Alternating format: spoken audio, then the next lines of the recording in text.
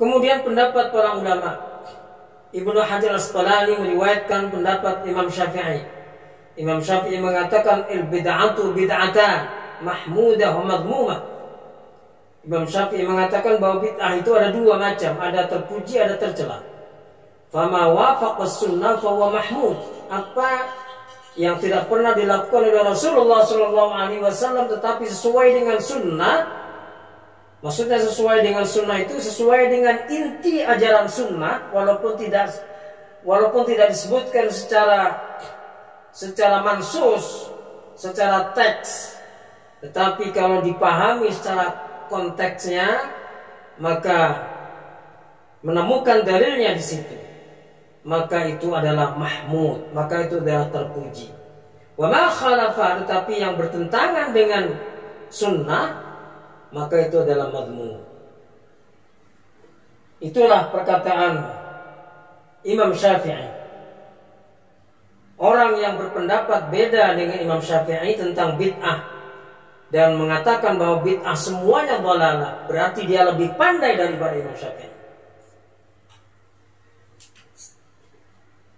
Realita dan fakta.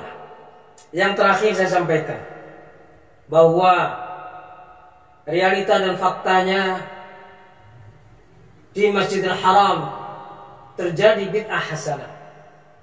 Apakah kemudian di Masjidil Haram, Masjid Nabawi itu adalah orang-orang bodoh? Apakah mereka ulama-ulama yang tidak mengerti tentang Islam? Tidak, mereka adalah ulama-ulama. Tetapi di Masjidil Haram dan Masjid Nabawi sampai sekarang terjadi bid'ah yang bid'ah hasanah. Di antaranya salat tarawih yang ini sudah berlangsung lama sejak zaman sahabat Umar. Ya, yang inisiatif sahabat Umar tadi untuk mengumpulkan satu qari tadi adalah bid'ah. Karena pada zaman Nabi mereka masih berkelompok-kelompok. Kemudian sholat 20 rakaat itu nggak ada hadisnya. Rasulullah tidak ada mengatakan sholatlah kamu tarawih 20 rakaat, nggak ada. Ini adalah bid'ah. Bid'ah. Dan itu dilaksanakan di Masjidil Haram, sholat 20 rakaat. Itu adalah bid'ah. Bid'ah. Apakah mereka tidak ngerti agama? Ngerti. Sedangkan di Masjid Nabawi sholat tarawih itu ditambahkan sampai 36 rakaat di Madinah, di Masjid Nabawi saat itu. Padahal ini sudah berlangsung pada zaman sahabat, penambahan sholat yang berbeda dengan di Masjidil Haram. Kalau di Masjidil Haram 20 rakaat, ya, dan diselingi dengan tawaf, maka disebut dengan tarawih. Tarawih itu bentuk jamak dari tarwihah. Kenapa disebut tarawih? Karena setiap 4 rakaat diselingi dengan tawaf. Setiap 4 rakaat diselingi dengan tawaf. Maka orang-orang Madinah tidak mau kalah dengan penduduk Makkah. Mereka penduduk Makkah bisa tawaf, maka penduduk Madinah menambah rakaatnya menjadi 36 rakaat. Yang kalau dihitung dengan witirnya menjadi 39 rakaat. Ini adalah bid'ah. Bid'ah. Tidak pernah pada zaman Rasulullah ada sholat yang jumlahnya sekian, itu nggak ada. Jumlahnya 20 rakaat nggak ada, 36 juga nggak ada. Itu bid'ah. Tapi bid'ah hasan. Oleh karena itu memahami hadis wa kullu muhdatsatin bid'ah itu harus memahaminya secara komprehensif, memahaminya secara lengkap. Jadi jangan hanya dipahami hadis itu saja, tetapi harus dipahami dengan yang pertama hadis man ahdatsa fi amrina hadza ma laysa minhu fa radd. Ma laysa minhu. Kemudian juga dipahami dengan fakta-fakta sahabat melakukan bid'ah. Dipahami dengan benar. Dipahami dengan benar. Sama dengan kita memahami hadis la sholata lidaril masjid illa fil masjid. Tidak ada sholat bagi tetangga masjid kecuali di masjid. Bagaimana kita memahami itu? Apakah la sholata sahihah atau la sholata kamilah? Nah, ini harus dipahami. Pemahaman itu memang dilihat konteksnya. Konteksnya.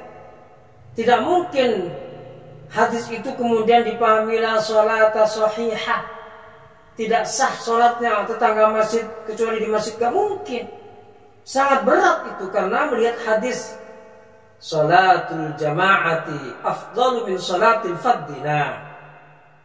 Jadi di dalam memahami hadis wa kullu muhdatsatin bid'ah itu harus juga melihat hadis-hadis yang lain, juga melihat apa yang dilakukan oleh para sahabat-sahabat Nabi, karena hadis itu juga diawali dengan pesan Nabi, alaikum bisunnati wa sunnatil khulafa'ir rasyidin.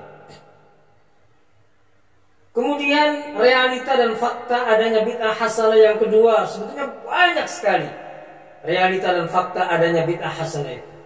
Yang kedua, penggunaan pengeras suara dalam melaksanakan salat, dan ini terkait dengan ibadah.